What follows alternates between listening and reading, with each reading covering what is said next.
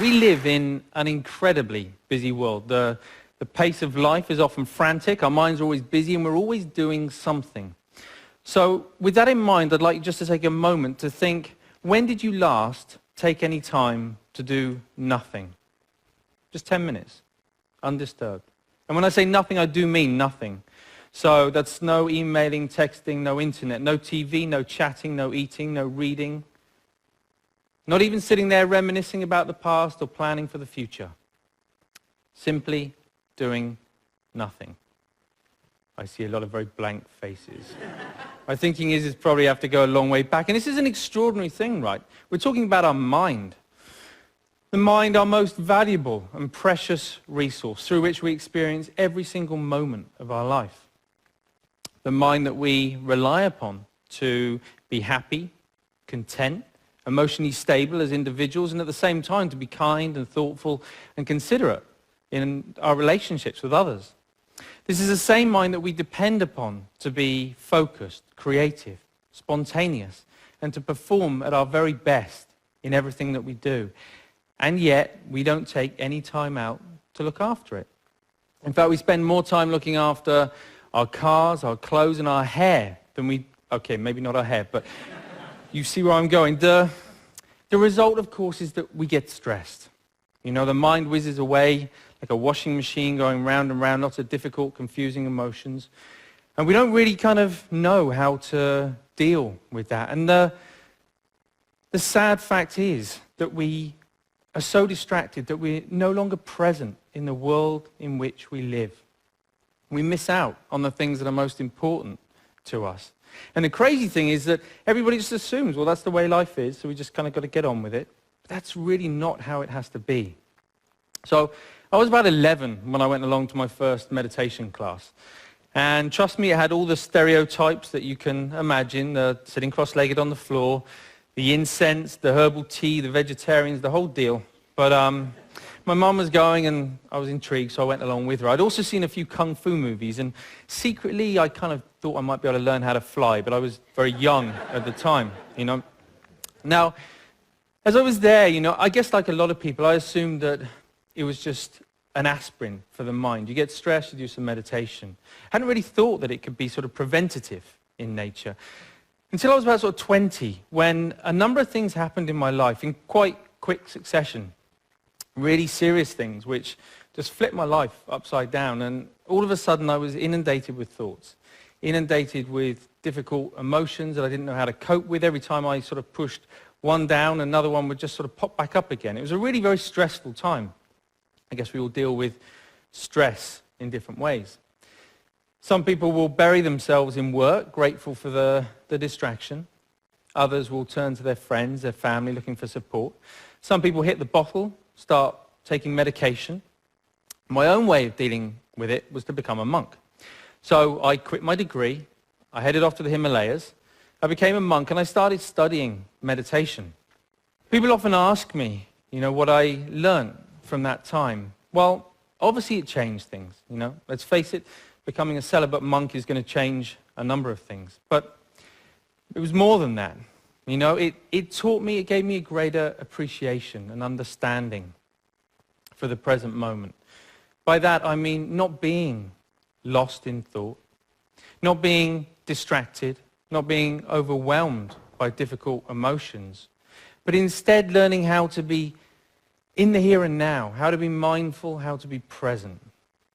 I think the present moment is so underrated. It sounds so ordinary, and yet we spend so little time in the present moment that it's anything but ordinary. There was a research paper that came out of Harvard just recently that said on average our minds are lost in thought almost 47% of the time. 47%. At the same time, this sort of constant mind wandering is also a direct cause of unhappiness. Now, we're not here for that long anyway, but to spend almost half of our life lost in thought and potentially quite unhappy, don't know, it's just, it kind of seems tragic, actually, especially when there's something we can do about it. When there's a positive, practical, achievable, scientifically proven technique which allows our mind to be more healthy, to be more mindful, and less distracted. And the beauty of it is that even though it kind of need only take about 10 minutes a day, it impacts our entire life. But we need to know how to do it. We need an exercise, we need a framework to learn how to be more mindful. That's essentially what meditation is. It's familiarizing ourselves with the present moment. But we also need to know how to approach it in the right way to get the best from it. And that's what these are for, in case you've been wondering. Because most people assume that meditation is all about sort of stopping thoughts, getting rid of emotions, somehow controlling the mind. But actually it's quite different from that. It's more about sort of stepping back, sort of seeing the thought clearly, witnessing it coming and going, emotions coming and going without judgment, but with a relaxed, focused mind. So for example, right now, if I focus too much on the balls, then there's no way that I can relax and talk to you at the same time. Equally, if I relax too much talking to you, then there's no way I can focus on the balls. I'm going to drop them. Now in life and in meditation, there'll be times when the focus becomes a little bit too intense and life starts to feel a bit like this. It's a very uncomfortable way to live life when we get this tight and stressed.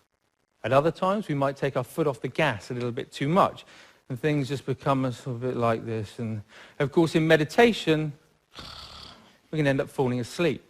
So we're looking for a balance of focused relaxation where we can allow thoughts to come and go without all the usual involvement.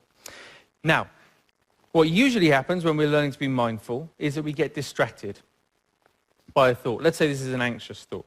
So everything's going fine, and then we see the anxious thought, and it's like, oh, didn't realize I was worried about that. You go back to it, repeat it. Oh, I am worried. Oh, I really am worried. Wow, there's so much anxiety. And before we know it, right, we're anxious about feeling anxious. You know, this is crazy. We do this all the time, even on an everyday kind of level. If you think about the last time, I don't know, you had a wobbly tooth. You know it's wobbly, and you know that it hurts. But what do you do every 20, 30 seconds? I don't know. It does hurt. And we reinforce the storyline, right? And we just keep telling ourselves. And we do it all the time. And it's only in learning to watch the mind in this way that we can start to let go of those storylines and patterns of mind. But when you sit down and you watch the mind in this way, you might see many different patterns. You might find a mind that's really sort of restless and the whole time. You know, don't be surprised if you feel a bit agitated in your body when you sit down to do nothing and your mind feels like that.